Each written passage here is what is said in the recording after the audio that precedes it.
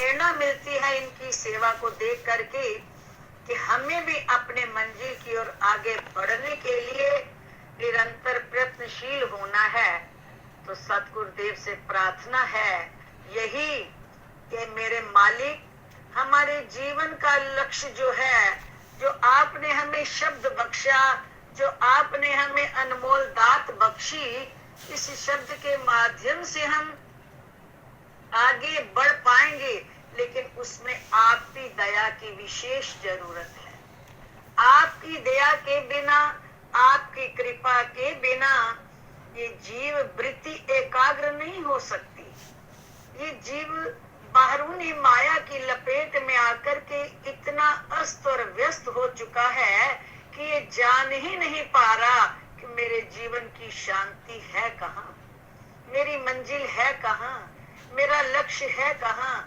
इसीलिए बार बार सतगुरु के द्वार से हमें प्रेरणा मिलती है कि अपने सतगुरु से, घट में बसे हुए अपने मालिक से, कण कण व्यापी अपने नंगली निवासी भगवान को हृदय में बसा करके भीतर ही भीतर उनसे प्रार्थना करें कि ऐ मेरे सतगुरु, ऐ मेरे मालिक, ऐ मेरे प्यारे, इतनी दया कर दो कि ये जो मुझे मानुष जन्म आपने बख्शा है, आपने असीम कृपा करके अपनी चरण शरण हमें दी है, बेअंत रहमत करके आपने हमें अपनी चौखट दिखाई है और हमें अपना बनाया है। तो अब इतनी भी दया कर दो कि हर श्वास मेरा आपके सिमरन में जुड़ जाए। जब तक आप नहीं दया करोगे, ये भीतर छुपा हुआ खजाना, ये भीतर अनमोल निधियां, ये भीतर के अनंत आनंदमय सागर में ये जीव आत्मा डुबकी नहीं लगा सकती। आप रहम करो, आप दया करोगे तो इस जीव को आप अपनी रहमत की निगाह से भीतर की मंजिलों की ओर लेके चलोगे। तो इसीलिए प्रार्थना की गई है सद्गुरुदेव भगवान से, सर्वप्रथम कर्म ऐसा करो मुझ पर कर्म मेरा सवर जाए। ऐसी दया कर दो मेरे मालिक, ऐसी कृपा कर दो मेरे साहिब कि जो भी कर्म हो मनसा, सब कर्म तेरी निगाह में हो और तेरी दया की नजर से ही ऐसा कर्म हो, मन से, वाणी से, कर्म से, कि जिसमें तुझे रिझा सकूं। जो जीवन को संवारने के लिए है जरूरी, वही कर्म करना मेरे प्यारे।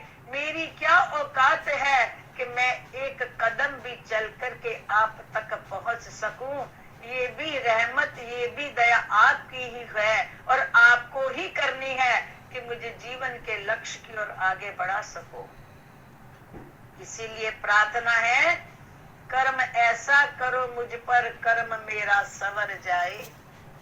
जहां जाऊं, जहां देखूं, तू ही तू नजर आए।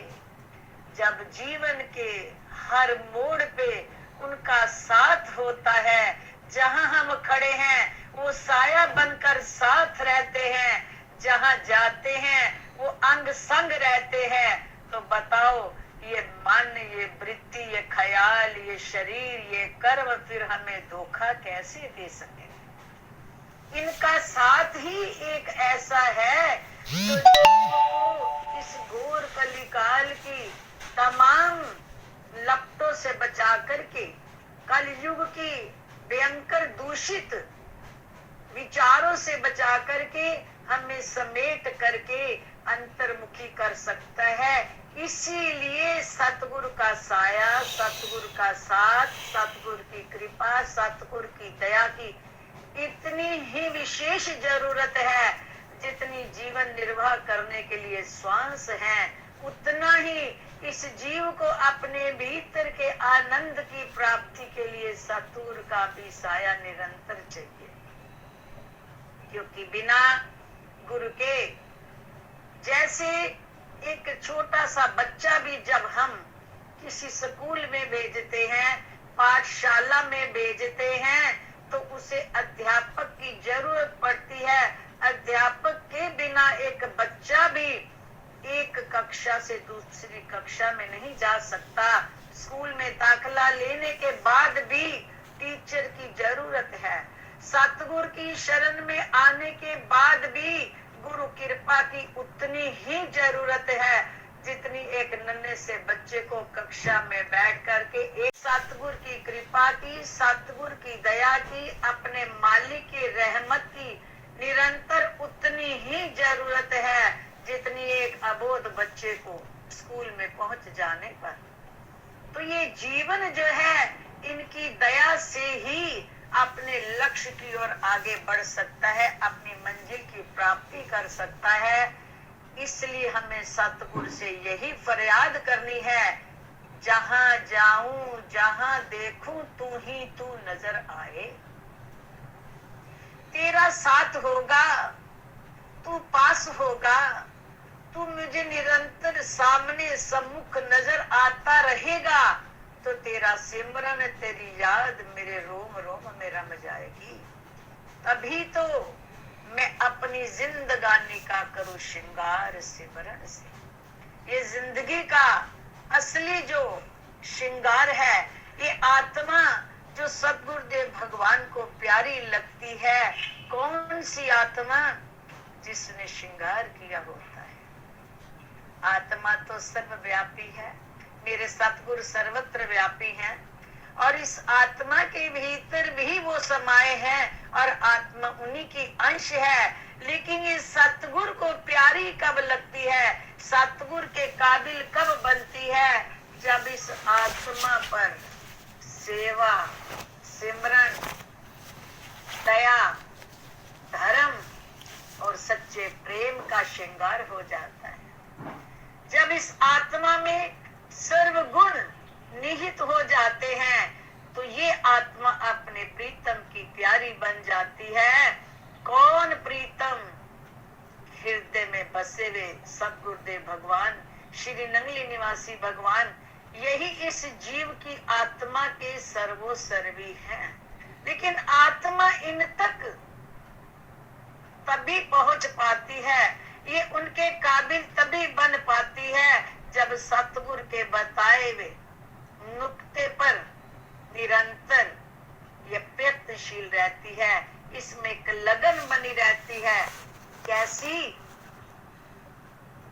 कि मुझे अपने सतगुरु को रिझाना है, मुझे उनसे मिलना है, उनके बिना मेरे जीवन का एक पल भी सुखदायी नहीं है।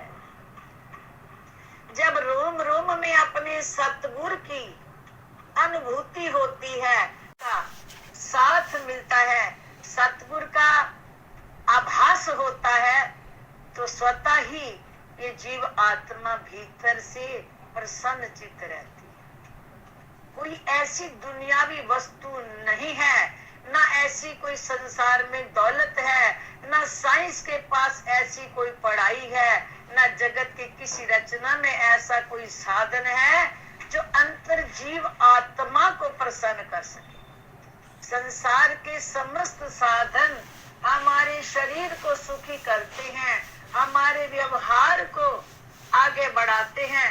संसार के समस्त साधन हमें तमाम दुनिया के कार्य करने में सहायक बनते हैं, लेकिन भीतर की आत्मा को, घट में बसी हुई जीव आत्मा को खिला रखने के लिए गुरु प्रसाद उर्द कमल विगास। हमारी अंतर आत्मा तो केवल गुरु की कृपा से ही खिली रह सकती है। आत्मा का हृदय का कमल जो है वो सतगुरु की कृपा से ही खिलता है। इसलिए इस आत्मा को तो सतगुरु की कृपा की निरंतर जरूरत है और सतगुरु की कृपा का पात्र बनने के लिए हमें गुरुजनों की, संत महापुरुषों की, सतगुरुदेव के द्वारा बताई हुई युक्तियों की जरूरत है, उन पर चलने की जरूरत है, उन पर अग्रसर होकर अपने जीवन के अनुभव को जगाने की जरूरत है। ये विषय ऐसा है कहते वाह प्या जाने या राह प्या जाने। जिन्होंने तो अपने सतगुरु के वचनों को हृदय में उतार करके उन पर जीवन को ढालना शुरू कर दिया और गुरु की कृपा से उन मंजिलों पर चलना शुरू कर दिया, ये वही जानते हैं कि गुरु कृपा क्या है, गुरु की दया का आनंद क्या है, सतगुरु की मेहर की बरसात क्या है, सतगुरु का साया क्या है। क्योंकि ये तो गूंगे का गुड़ है प्रेमियों।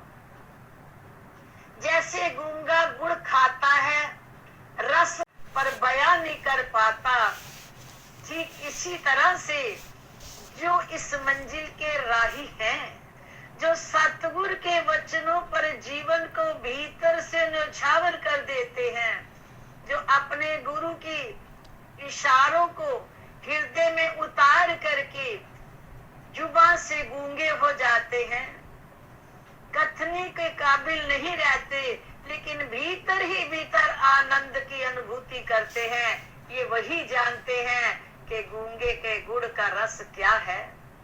क्योंकि गुड़ का रस गूंगा अनुभव करता है, महसूस करता है, मिठास को देखकर, मिठास को लेकर उसका चेहरा बता देता है कि इससे रस आ रहा है, लेकिन बता नहीं पाता। ठीक इसी तरह से जो मेरे सदगुरुदेव भगवान के, जो श्री रंगली निवासी भगवान जी के आशिक दीवाने बन चुके हैं और उनके वचनों को जो जीवन में ढाल रहे हैं, उनके संकेतों से अपने जीवन को निरंतर उसी पर अग्रसर किए जा रहे हैं, ये उनके अंदर के अनुभव ही जानते हैं कि इस मार्ग पर चलने से कितना आनंद है, कितना सुख है, कितनी सहज में ही ये जीवन की हर उलझनों से छुटकारा मिलता जाता है। क्योंकि सतगुरु क्या है? सतगुरु सर्व समर्थ है। सतगुरु क्या है?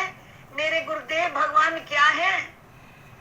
जिनकी महिमा बयां करने के लिए सात समुंदर मसी करूं, लेखनी सब बन राय और सब धरती कागज करूं, सतगुरु महिमा कही न जाए।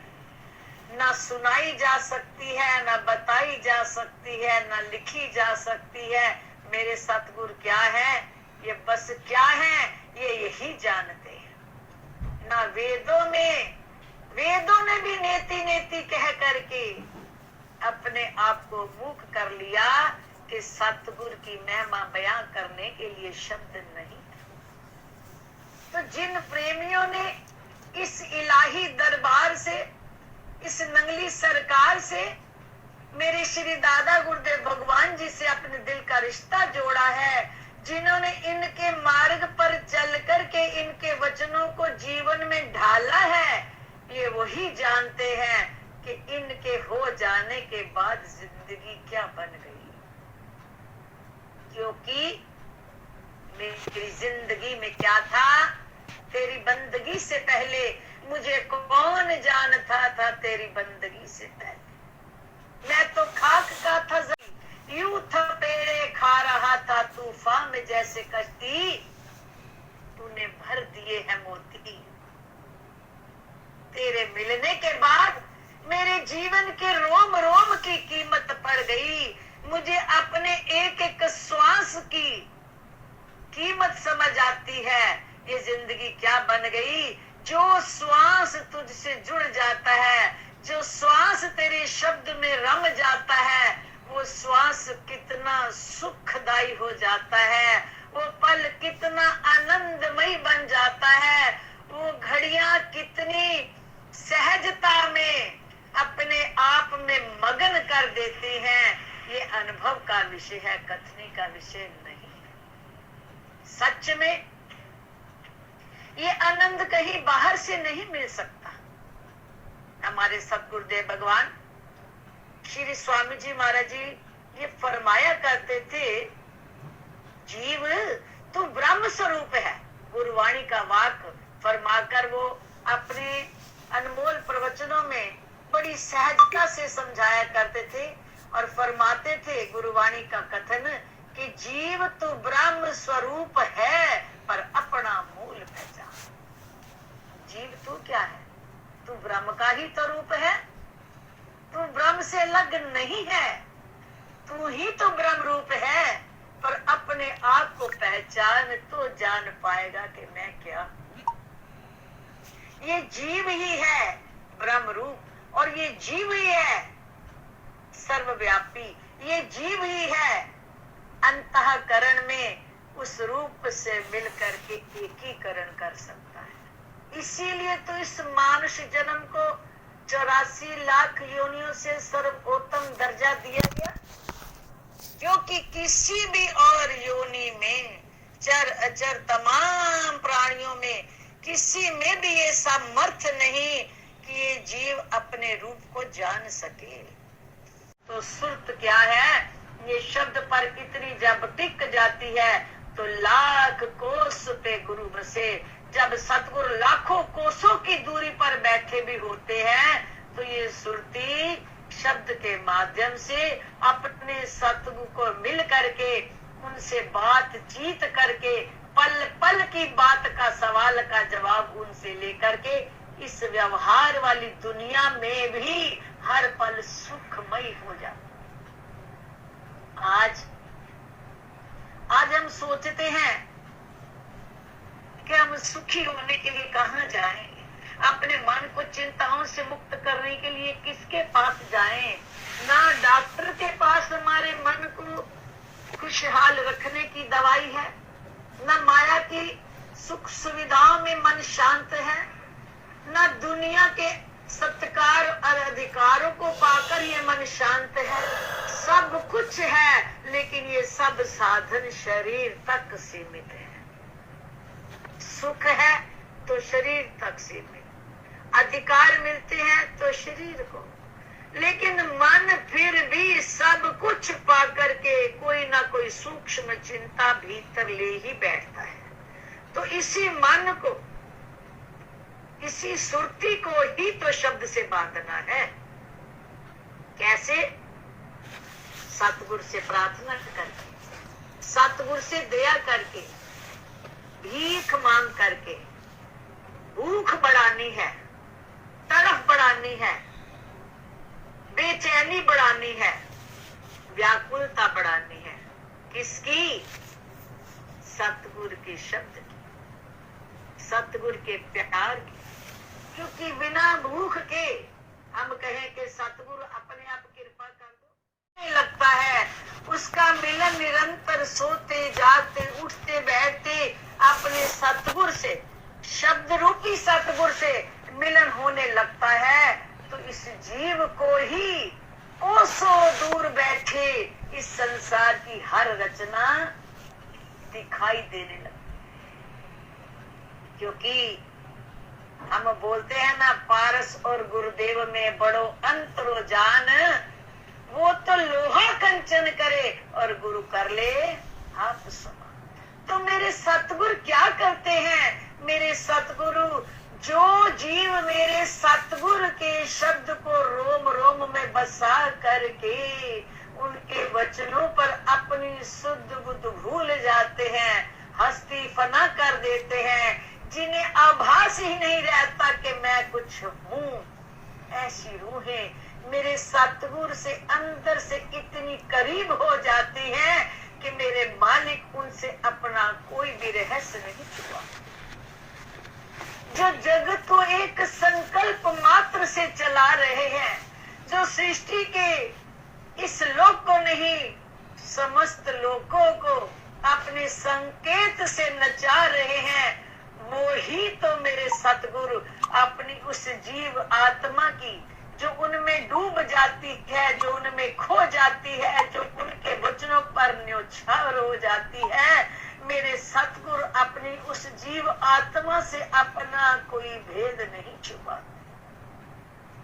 खोल के रख देते हैं तमाम राजों को। कैसे? सतगुरुदेव भगवान श्री स्वामी जी महाराज जी अपने वचनों में एक छोटी सी बात समझाया करते थे लाख कोस पे गुरु बसे, दीजे सुरत पठाए। लाखों कोसों की दूरी पर अगर सतगुरु बैठा है, दीजे सुरत पठाए, शब्द तुरी असवार हो। शब्द की घोड़ी पर जब ये जीव सुरती को बिठा देता है, शब्द तुरी, तुरी कहते हैं घोड़ी को, तो जब ये जीव शब्द रूपी घोड़ी पर इस सुरती को बिठा देता है गुरु के वचनों पर चल के, तो शब्द तुरी असवार हो, छिन आवे छिन जाए। एक पल में ये सुरती अपने सतगुरु से मिलके आ जाती है, एक पल के अंदर ये सतगुरु के करीब जाती है और तमाम हाल लेकर के वापस आ सकती है।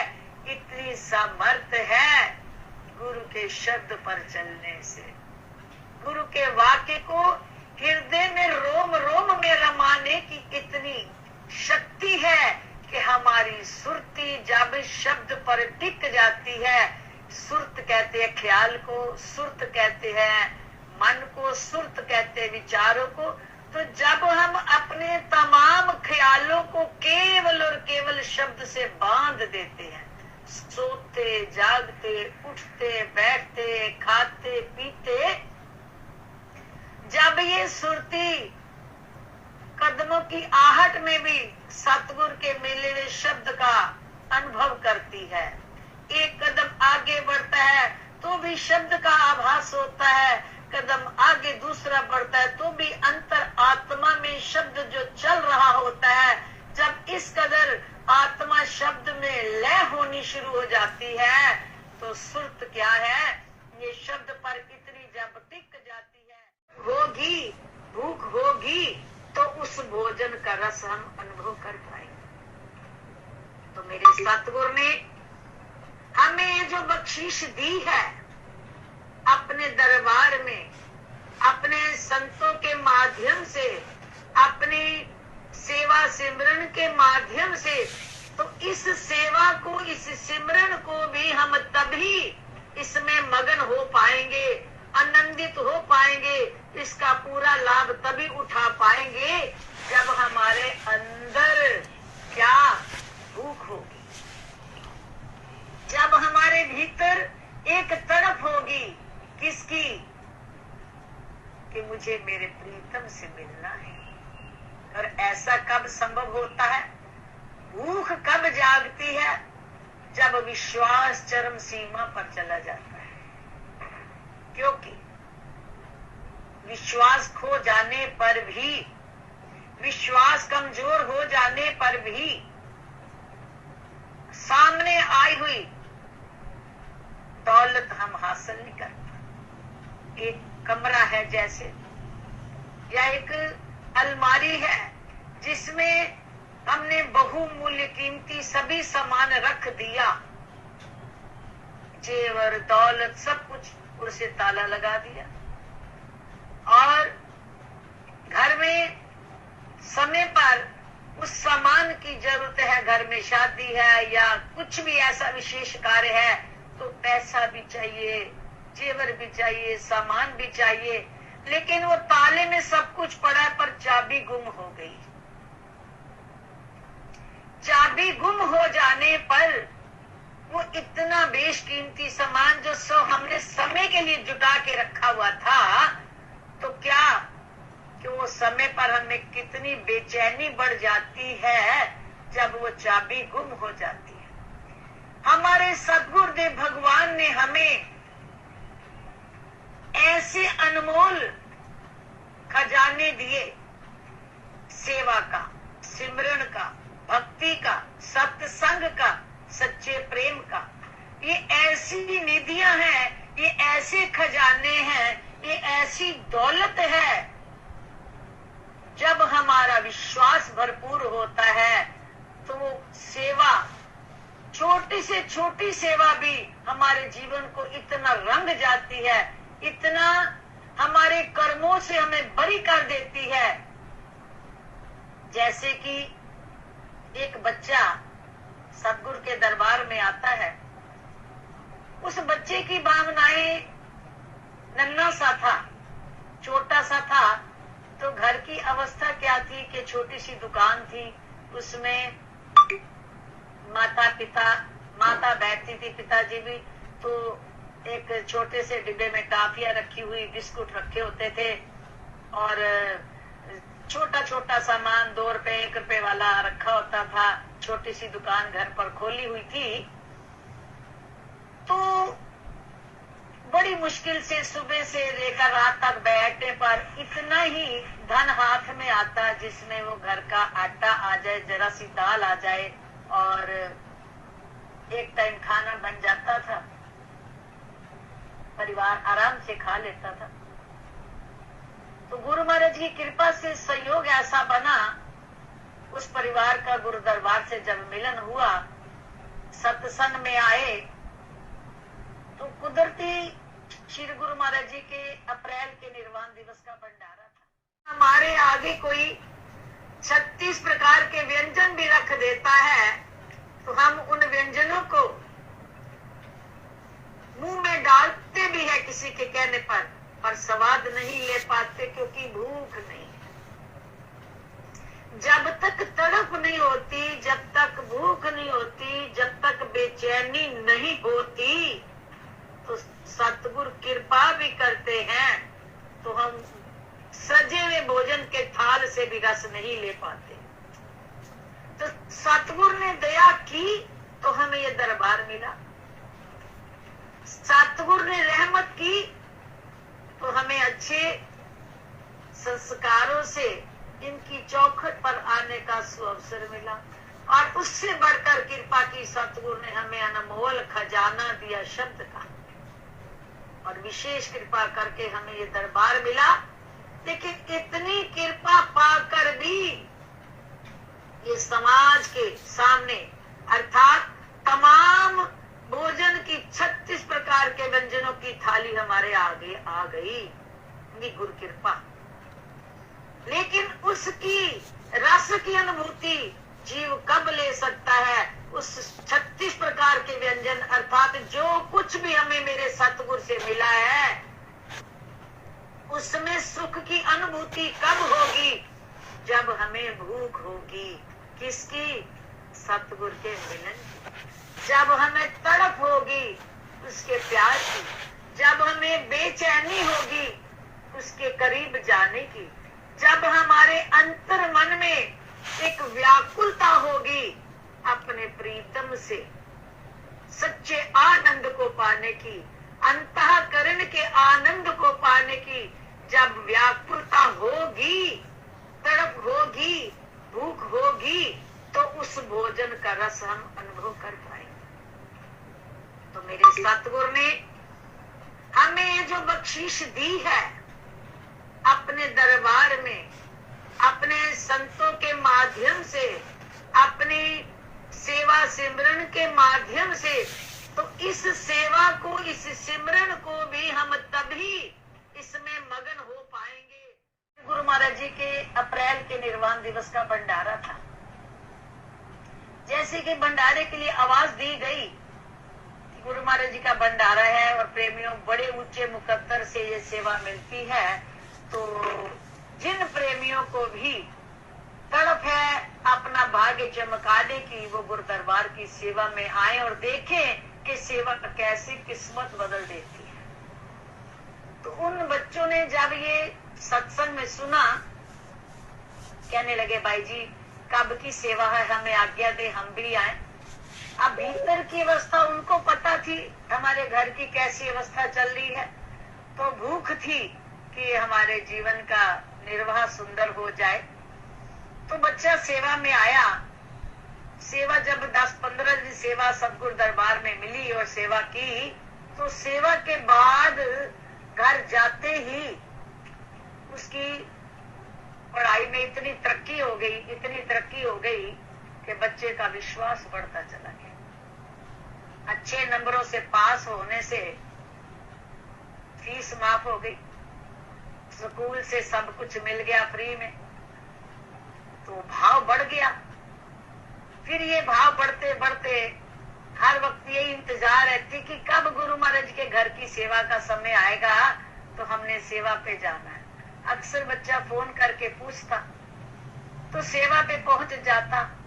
सेवा का रूप विश्वास, अंतर विश्वास बैठ गया। वो विश्वास की चाबी हाथ में मजबूत थी, उस चाबी से क्या कुछ पा लिया। करते करते करते किसी भी भंडारे की सेवा नहीं छोड़नी। यही पूछना कि आज्ञा मिले कितने दिन की सेवा के लिए आना है, 8 दिन के लिए आना है या 15 दिन के लिए आना है। तो जो भी गुरु महाराज जी की प्रेरणा होती, बच्चे को सेवा के उतने दिन कहा जाता, तो वो ये नहीं देखता कि मेरे पेपर है, वो बच्चा ये नहीं देखता कि घर वाले क्या कहेंगे। भावना क्या कि गुरु महाराज जी की सेवा से ही हमारा जीवन बनना है। समय बढ़ता गया, बच्चा प्रतिदिन क्लास में आगे से आगे, आगे से आगे, आगे से आगे बढ़ता गया। 5 साल के भीतर, 7 साल के भीतर इतनी तरक्की हो गई पढ़ाई में कि अब, लेकिन अभी इतनी पूंजी नहीं थी कि वो अच्छी किसी कॉलेज में एडमिशन करा सके। अब कॉलेज एडमिशन के लिए बच्चे की बड़ी दूर मणिपाल में जाकर कॉल आई। वहां पर विदाउट कोई डोनेशन का एडमिशन मिल रहा था। बच्चा कहने लगा कि भाई जी मुझे एडमिशन इतनी दूर मिल रहा है, क्योंकि डोनेशन के लिए तो है नहीं, तो परंतु मैंने दूर नहीं जाना। क्यों? कहते गुरु महाराज जी की सेवा छूट जाएगी। गुरु घर में जो साल में 4 बार 3 बार गुरु माई बुलाते हैं सेवा के लिए, वो आ नहीं पाऊंगा। और सेवा के बिना तो एक जीरो है ये जीवन। अगर सेवा नहीं मिलेगी तो मैं तो पास भी नहीं होऊंगा। मैं थोड़ा पढ़ता हूँ जो मैं पास होता हूँ, मैं कुछ थोड़ा करता हूँ। ये तो सेवा गुरु महाराज जी की करती है। इसलिए मेरा विश्वास है कि मैं दूर चला भी गया, सेवा ना मिली तो मैं फेल होके आ जाऊंगा, जहां था वहां भी नहीं रहूंगा। इसलिए मुझे मणिपाल नहीं जाना। कहा बच्चे की फिर कैसे पढ़ोगे? कहने लगे ना पढ़ना मंजूर है, पर मैं सेवा से दूर नहीं जाना चाहता। बच्चे का भाव सुन करके मन में एक बात आई कि जिससे विश्वास है, जिससे कदर है मेरे सतगुरु की सेवा की, मेरे सतगुरु भी उसे पीठ नहीं देते। शाम को बच्चे ने ये बात की। सुबह 6 बजे उस बच्चे को फोन आ गया एक दोस्त का कि भैया संगरूर में कॉलेज में एडमिशन मिल रहा है और विदाउट डोनेशन। सुबह सुबह फोन आ गया और बच्चा एडमिशन कराने चला गया। एडमिशन हो गया, पढ़ाई बढ़ती गई। रचना अप्रैल का भंडारा आ गया। अप्रैल के भंडारे में पेपर आ गए, फाइनल पेपर आ गए। अब अप्रैल के भंडारे के पेपर में वो बच्चा क्या करता है, हमें भी नहीं बताया, घर में भी नहीं बताया। उधर से पेपर दे के 2 बजे फ्री होके गाड़ी लेके श्री नंगली दरबार लंगर घर में सेवा में पहुंच जाना। और बीच में एक दिन की छुट्टी होनी, तो वो जो 24 घंटे 48 घंटे की गुरु दरबार की सेवा मिलती, वो करके रात को फिर वापस चला जाता, क्योंकि सवेरे 6 बजे पेपर है। रात में सीधा कॉलेज पहुंचना। तो इस तरह करके अप्रैल के भंडारे में भी गुरु महाराज जी परीक्षा जब लेते हैं तो देने के लिए लेते हैं कि जो बच्चे उस परीक्षा में खरे उतर आते हैं प्रेमियों, उन्हें वो किस दौलत से मालो माल करते हैं, शब्द नहीं बयां कर सके अपने सतगुरु की रहनुमाई को। ये आंखों देखी बातें हैं, सुनी सुनाई नहीं। उस बच्चे ने सेवा के महत्व को, सतगुरु की कृपा को सबसे ऊंचा दर्जा दिया। तो जब इस तरह पेपर होते गए और उधर से गुरुमय के घर की सेवा में भी पहुंच जाना और फिर पंजाब जाके पेपर दे देना। जो हफ्ते की सेवा थी 10 दिन की, बीच में दी इसी तरह। परिणाम क्या हुआ कि जब रिजल्ट आया बच्चे को गोल्ड मेडल का। रोता रोता गुरु महाराज जी का ये गिफ्ट लेकर के वो पास आया। हम निकल रहे थे पंजाब से, फोन आया, कहा हो? हमने बच्चा पंजाब जा रहे हैं, रास्ते में है, तो वही गाड़ी रोको, मैं आ रहा हूं। आया, बताया कुछ नहीं, सड़क पर दंडोत करती गुरु महाराज जी के चरणों में गोल्ड मेडल रख दिया। ये गुरु महाराज जी का दिया हुआ सेवा का प्रसाद।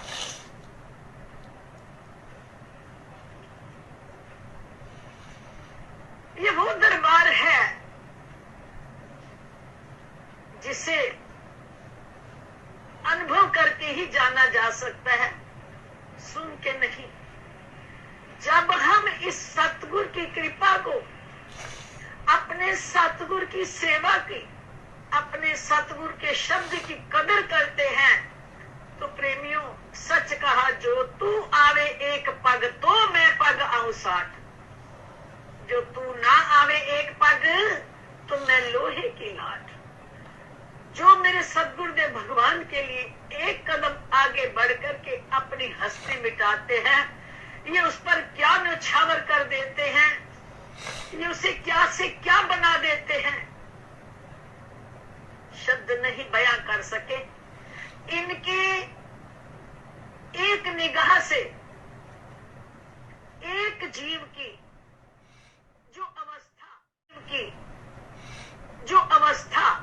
जो उसकी जिंदगी जगत में एक मिसाल बन जाती है। तो प्रेमियों, जिनकी एक नजर एक बशर को इस कदर बना देती है कि वो अपनी जिंदगी का बीते हुए पलों का एक ग्रंथ बना सकता है, जो इनमें डूब ही जाते हैं, जो इनमें खो ही जाते हैं, जो इनके हो ही जाते हैं, वो क्या है? पारस और गुरुदेव में बड़ो अंतरो जान, वो लोभा कंचन करे ये कर ले आप सब। उन्हें तो ये क्या बना देते हैं, ये वो ही जानते। अंततः उस बच्चे की आज इस दरबार की सेवा से वो बच्चा PhD बन करके, जिस घर में कभी एक टाइम की रोटी नहीं होती थी, 7-8 साल की सेवा के अंदर आज लाखों की महीने की तनख्वाह हो गई। किससे मिला? इस गरीब निवाज के चरणों के दरबार की धूल से। ये वो दर है जहां आने से तकदीरें बदलती हैं, यहाँ पर सर झुकाने से उलझने भी सुलझती है। डंके की चोट पर कहते हैं, ऐ संसार के सताए हुए जीवो, ऐ माया की दलदल में ग्रसित रूहें, इस घोर कलिकाल की संतप्त अग्नि में जलने वाली रूहें, एक बार, सिर्फ एक बार नंगली सरकार से अपने दिल का रिश्ता जोड़कर देखो, तुम्हारे जीवन की काया पलों में ना पलट जाए तो क्या बात है जुड़ने की। जो जुड़ गए हैं, जो मेरे सतगुरु के प्रेम में डूब गए हैं, जो मेरे सतगुरु के वचनों पर मिट गए हैं, उन्हें फिर ये मिटने नहीं देते युगों युगों तक। जो फना हो जाते हैं, उन्हें सदा के लिए अमर कर देते, उन्हें सदा के लिए जिंदा कर देते हैं। ये वो दौलत है, ना अक्ल से मिलती है, ना बुद्धि से मिलती है, ना माया से मिलती है, ना बल ना चतुराई से मिलती है। ये वो दौलत है केवल गुम हो जाने से मिलती है, खो जाने से मिलती है, मिट जाने से मिलती है। हमें अपने सतगुरु के लिए नंगली दरबार के लिए, श्री नंगली सरकार के लिए, श्री सदगुरुदेव के बताए हुए वचनों पर चलने के लिए निरंतर भीख मांगनी है, निरंतर भूख बढ़ानी है, निरंतर व्याकुलता तड़प बढ़ानी है कि ऐ मेरे प्यारे, मुझे इस कदर अपने काबिल बना ले कि मेरे शरीर का एक कण भी, कतरा भी तेरे कहीं काम आ जाए,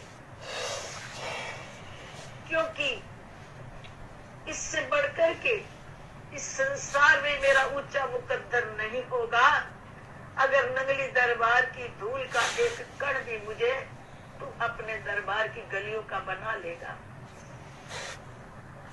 ये वो नंगली है, ये वो घर है, ये वो दर है जिसके हो जाने के बाद फिर किसी भी गली में धोखा नहीं मिल सकता।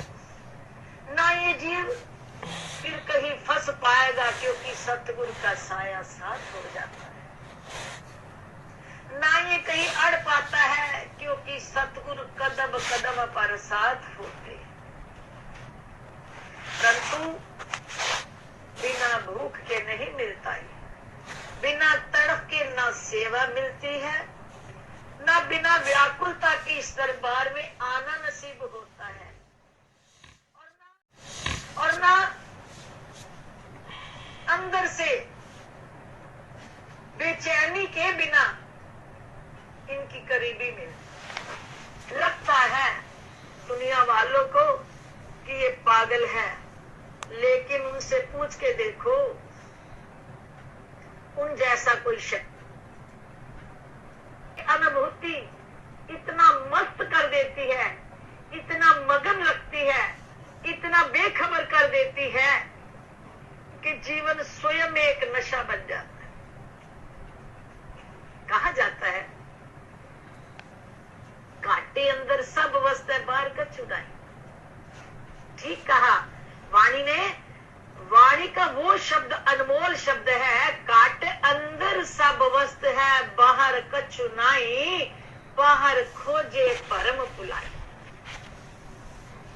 घाट के अंदर ही इस मिलन की तरफ बढ़ते बढ़ते बढ़ते बढ़ते बढ़ते ये जीव अपने सतगुरु के साथ इस कदर मस्त हो जाता है कि सामने व्यवहार आया तो उसकी मौज समझ कर करने लग गया, लेकिन कौन कर जाता है उसे खबर नहीं होती। व्यवहार भी आभास नहीं होता, करने वाला कोई और, कराने वाला कोई और, कर्ता कोई और, कारण कोई और, नमित होता है जीव का शरीर। लेकिन इस आनंद में, इस आनंद के अंदर जो सुख है, जो मस्ती है, जो एक अलग सी निराली हंसी है, वो संसार को दिखाई नहीं जा सकती। भीतर भीतर अंतःकरण में ही हृदय की वाणी में बोलते हम गुरु प्रसाद उर्द कमल विकास। तो ये जो हृदय का कमल है, ये गुरु की कृपा से खिला खिला रहता है। आज हम संसार के अंदर अपने अंतर मन को खिला रखने के लिए, अपने अंदर की खुशी के लिए कितने प्रयत्न कर रहे हैं, कितनी भाग दौड़ कर रहे हैं, कितने यत्न कर रहे हैं, कितने साधन जुटा रहे हैं, लेकिन फिर भी ये मन खिला नहीं। मन निरंतर किसी न किसी चिंता में मगन है। परंतु सतगुरु क्या कहते हैं, ये वो दौलत है, ये वो मस्ती है, ये वो खुशी है, ये वो आनंद है जो बाहर से नहीं मिल सकता। बाहर से बेखबर होकर ही इस आनंद को हासिल कर पाएंगे। अगर हम सोचे कि बाहर को भूल करके हमारे शरीर से जो परिवार की, व्यवहार की, व्यापार की ड्यूटियां वो कैसे अदा हो। तो प्रेमियों, व्यवहार भी स्वतः होता है। जीव को आभास नहीं हो पाता कि मैं कर रहा हूं। केवल उसमें डूब जाने के बाद व्यवहार रुकता नहीं। व्यवहार शरीर करता है, लेकिन मन उससे न्यारा हुआ होता है। मन उसमें फंस नहीं पाता। ये तभी हम इस बात की, सच की अनुभूति कर पाएंगे जब हम जीवन में प्रैक्टिकल करेंगे। अगर हम सुनकर ही आगे बढ़ना चाहें तो लगेगा ये बातें कहने की हैं, लेकिन नहीं। इतने घोर कलिकाल की परेशान परिस्थितियों में अगर हम शांति चाहते हैं, मन का आनंद चाहते हैं, अंतर मन से खिले और खुशहाल रहना चाहते हैं, परिवार वालों में भी प्रेम प्यार की खुशबू चाहते हैं, तो हमें इस भीतर की अवस्था पे ध्यान देना है, बाहर की नहीं। बारूनी व्यवहार की सुख शांति के लिए हमें भीतर की अवस्था पे ध्यान देना होगा। कैसे? भीतर जो घट में बसे प्रभु हैं, वो भीतर है तो आंखें देख रही हैं, सुन रहे हैं, कान बोल रहे हैं। वो भीतर ना हो तो ये राख है शरीर। जब वो भीतर वाला सारी रचना का, सारी कायनात का मालिक है, तो उससे जीवन को जोड़ना होगा, उससे अपना संबंध जोड़ना पड़ेगा, उससे एक दोस्ती यारी करनी है, उस भीतर वाले से अपना एक निराला रिश्ता रखना है गुरु की कृपा से। वो रिश्ता क्या? कि कदम भी उठ रहे हैं तो अंतर मन अपने हृदय के सिंहासन पर बैठे हुए अपने इष्ट को, अपने सतगुरु को अंतर मन से आवाज लगा के बात करे कि आप चला रहे हो तो चलूंगा, आप साथ चलो। भीतर ही भीतर न शब्द की जरूरत है, न वाणी की जरूरत है, न हाथ पांव हिलाने की जरूरत है। अंतर आत्मा केवल और केवल अपने परम आत्मा को साथ लेकर के हर कार्य आगे बढ़े। कि आप करा रहे हो तो शरीर चल रहा है, आप हो साथ तो वाणी बोल रही है, आप ही करता हो, आपने ही करना है, जिधर चलना है आप चले। तो एक बार, केवल एक बार, एक 40 दिन के लिए इस बात का अनुभव अपने जीवन में करके देखें कि एक एक सांस में, एक एक बात में, एक एक व्यवहार में अगर हम अपने आप को न्यारा करके मैं कुछ नहीं हूं, तू ही है जो है, तो इस तरह का अनुभव अपने अंदर बना लें कि एक सांस भी है तो आप चला रहे हो। मन कहीं जाने लगे तो भी सतगुरु से बात करो, ये कहीं जा रहा है संभाल लो। सेवा में कमजोर होने लगे तो सतगुरु से बात करो। परिवार के अंदर कोई कहने से बाहर है तो भी सतगुरु को सौंप दो, ये आपका बच्चा, आप देखो कि किधर जा रहा है, आप संभालो। व्यवहार में, व्यापार में, परिवार में, शरीर संबंधी तमाम जो भी उलझने आज के कलयुग में हम देख रहे हैं, हर बात बात पर जब हम सतगुरु को अपना आप सौंप देंगे, हमें खबर भी नहीं लगेगी कि सारे उल्ट रास्तों से जीवन हट करके सही रास्ते पर आ जाएगा। दावे से कहते हैं, एक बार स्वामी जी महाराज जी अपने प्रवचनों में फरमा रहे थे कि एक बच्चा खेतों में पगडंडी पे चल रहा था अपने पिता के साथ। नन्हा सा बच्चा था और उस बच्चे ने पिता का पिता की उंगली को पकड़ा हुआ था और अपने बल से चल रहा था, तो पकड़ में पिता को पकड़ा हुआ था। कुछ कदम चलने के बाद इतनी फिसलन आई, पानी था, चिकनी जगह थी और फिसलन में बच्चे का पांव फिसला, पिता से उंगली छूटी। तो बच्चे को हल्की सी चोट आई, लेकिन थोड़ी देर बाद दूसरा बच्चा भी जा रहा था, वो भी अपने पिता के साथ था। तो उस बच्चे को, उसने भी पिता के साथ चलते चलते उसने अपना हाथ ही पिता के हाथ में पकड़ाया हुआ था, स्वयं ही पकड़ा हुआ था पिता को। उसने अपनी बाजू ही पिता को सौंप रखी थी। तो उस फिसलन वाली जगह से जब वो बच्चा अपने पिता के साथ निकला, ना वो गिर पाया, ना उसे चोट लगी, और ना वो कीचड़ में धंस पाया।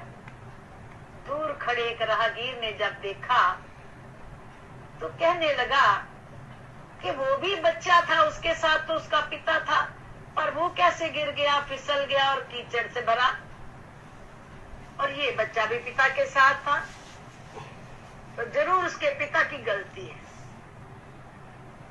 दूर से देखा जब राहगीर ने, तो उसने सवाल किया कि आप कैसे बच्चे को नहीं संभाल पाए, ये बच्चा कैसे चोट खा गया और ये बच्चा निकल आया। तो पिता ने क्या कहा, आपने गौर नहीं किया, बस इतना ही देखा कि बाप और बेटा दोनों साथ जा रहे हैं। आपने ये ध्यान नहीं दिया कि पहले बच्चे ने बाप की उंगली पकड़ी हुई थी, बाप को अपना आप सौंपा हुआ नहीं था। जब ये जीव कहता है मैं पकड़ूंगा, मैं गुरु महाराज जी का भजन करूंगा, मैंने गुरु महाराज जी के चरण पकड़े हुए हैं, मैं गुरु महाराज जी का बना हुआ हूँ, मैं गुरु महाराज जी से जुड़ा हुआ हूँ, तो कहीं ना कहीं फिसलन इसे गिरा दे। तो जब इस बच्चे ने, दूसरे बच्चे ने क्या देखा कि उसने तो पिता को अपना हाथ सौंपा हुआ था, लेकिन पिता को हाथ सौंपने के कारण वो बच्चा गिर नहीं पाया। फिसलन वाली जगह देखी तो पिता ने उसे कस के पकड़ के ऊपर उठा लिया और बच्चा आसानी से चिकनी जगह से निकल गया। ठीक इसी तरह हम सतगुरुदेव भगवान के जिस वक्त अपना आप उनको समर्पण कर देंगे, अपनी जिम्मेवारी खत्म हो जाएगी, हमें वो खुद ही हर रास्ते से निकाल लेंगे। कहीं भी ये जीव गिर नहीं सकता, क्योंकि सतगुरु की जो पकड़ है वो मजबूत है। और जीव की पकड़ क्या है, जीव की क्या औकात, वो त्रिभुवनपति को पकड़ सके, वो उनको संभाल सके? नहीं, हमें उन्होंने संभालना है, हमारा हाथ उन्होंने कस के पकड़ना है। इसलिए हमने अपना आप सतगुरु को सौंप करके जीवन का आनंद लेना है। हमारे श्री स्वामी जी महाराज जी फरमाया करते थे, भाई जीवन को आनंदमय जीने के लिए दो रास्ते, उनमें से एक चीज अपनानी ही पड़ेगी, इसके बिना तुम आनंद नहीं ले सकते। या तो इतना सिमरन, इतना सिमरन, इतना सिमरन, इतना सिमरन हो कि एक श्वास भी सिमरन के बिना खाली न जाए। हरि सिमरन कर, इतना कर के हरि सिमरन की हद कर दे, भजन के जोर से, सिमरन के जोर से यमराज का खाना भी रद्द कर दे। या तो इतना सिमरन हो, हद पार हो जाए और उस सिमरन में वो तेरे बिना रह न सके। और अगर सिमरन नहीं होता इतना, तो समर्पण कर दे अर्जुन की तरह, कि अपने जीवन के रथ की डोर प्रभु को सौंप और फिर कौरव और पांडव अर्थात अच्छे और बुरे विचारों का जो निरंतर तेरे अंदर युद्ध चलता रहता है, इन बुरे विचारों से तुझे तेरे सतगुरु बचा करके तेरे नेक विचारों की जीत होने देंगे। तो हमें इस मन की डोर को ही सतगुरु को सौंपना है। मन मन की लगाम को ही सतगुरु को सौंपना है। एक बार श्री गुरु महाराज जी ध्यान में एक बच्चे को इसी सवाल का जवाब दे रहे थे, क्या कि मन की लगाम गिराती है बच्चे, मन से बच के चलो। वो बच्चा ध्यान में बैठा तो गुरु महाराज जी ने क्या दिखाया, एक बहुत सुंदर सा सफेद घोड़ा आया। उस घोड़े को देखकर बच्चे का मन किया है इतना प्यारा घोड़ा, इसमें गुरुमई बैठेंगे। इतने में गुरु महाराज जी एक पल में उस घोड़े पर चढ़ के बैठ गए। वो बच्चा जो पास खड़ा था उसका संकल्प आया कि मुझे भी गुरुमई बिठाए। गुरुमई ने उंगली के इशारे से उसे अपने पीछे बिठा लिया। घोड़े की लगाम को जो नकेल में डाली हुई थी कस के गुरुमई ने पकड़ा और पकड़ करके घोड़ा दौड़ाना शुरू कर दिया, एक जैसे कि बहुत ही परफेक्ट घुड़सवार। घोड़ा दौड़ता चला गया, दौड़ता चला गया, तो घोड़े को दौड़ाते दौड़ाते गुरु महाराज जी कहाँ ले गए, जहाँ समुद्र था। समुद्र में इतनी अजीबो अजीब तरंगे हो रही हैं, लेकिन गुरु महाराज जी ने घोड़े की लगाम को कस के पकड़ा है और समुद्र की तरंगों को भी घोड़ा पार कर गया, क्योंकि श्री गुरु महाराज जी ने पकड़ा हुआ था। कहीं वो गिर नहीं पाया, ना डोला और ना किसी को गिरने दिया। अब जब समुद्र पार हो गया, आगे फिर थोड़ा सा रास्ता पार करके गुरु महाराज जी ने जब पहाड़ों से उतर आया घोड़ा और बिल्कुल समतल जगह है, एक साथ उसमें चलते चलते घोड़ा डोलने लगा। जब घोड़ा डोलने लगा तो उससे जो पीछे बच्चा बैठा हुआ था, जिसे गुरु महाराज जी समझाना चाहते थे, उसने कहा डर लग रहा है, अभी गिर जाएंगे, अभी गिर जाएंगे। गुरु महाराज जी कहने लगे क्यों डर रहे, इसलिए गिर जाओगे? अरे समुंदर पार कर दे तो डरे नहीं, पहाड़ों पे चढ़ के डरे नहीं, अब क्यों डर लग रहा है गिरने का? कि घोड़ा डोल रहा है, घोड़ा कभी इधर जा रहा है, कभी इधर जा रहा है, गुरु महाराज जी गिरा देगा घोड़ा। गुरुमई कहने लगे घोड़ा क्यों डोल रहा है, जरा आगे नजर करके तो देखो। जब बच्चे ने आगे निगाह की तो क्या देखा कि जो लगाम थी घोड़े की बहुत ढीली थी। नाक में रस्सी की जो नकेल डाली हुई थी वो इतनी ढीली हो जाने के कारण घोड़ा कभी इधर और कभी इधर बार बार झुक रहा है। कहने लगे देखा घोड़ा क्यों डोल रहा है, कि रस्सी कितनी ढीली हो गई है। कहते बेटा ध्यान दो, ये डोरी कौन सी है? ये है शब्द की डोरी। जब हम इस मन रूपी घोड़े के ऊपर शब्द की नकेल कस के रखते हैं, हम इस मन पर निरंतर शब्द की नकेल को जब कस के पकड़ के शब्द की डोर को कस के रखते हैं, तो जीव कहीं भी चला जाए, उसके जीवन में समुद्र जैसी तरंगे क्यों ना आए, उसके जीवन में पहाड़ों जैसी उथल पुथल क्यों ना आए, ये जीव नहीं गिर सकता, क्योंकि शब्द की लगाम जब कसी होगी तो ये मन रूपी घोड़ा कहीं भी गिरने नहीं देगा। और जब ढील दी शब्द की, वही ये मन हमें गिरा सकता है। तो इसलिए हमें अपने सतगुरु के चरणों में निरंतर यही प्रार्थना करनी है, क्या? सतगुरु दया करो, जुड़ी रहे तार सिमरन से, मेरे मालिक दया करो, जुड़ी रहे तार सिमरन से, मैं अपनी जिंदगानी का करूं श्रृंगार सिमरन से। बोलो जयकारा, बोलो मेरे श्री गुरु महाराज की जय, बोलो श्री परमहंस दयाल महाराज की जय, बोलो श्री नंगली निवासी भगवान की जय, बोलो साचे दरबार की जय। जब तक न मैं बिका था कोई पूछता न था, अनमोल कर दिया। बात शब्दों की नहीं है, बात अनुभव की है। मुझे संत जी महाराज के जो आपने शब्द सुने, उनके श्रीमुख से निकली हुई वाणी को सुना,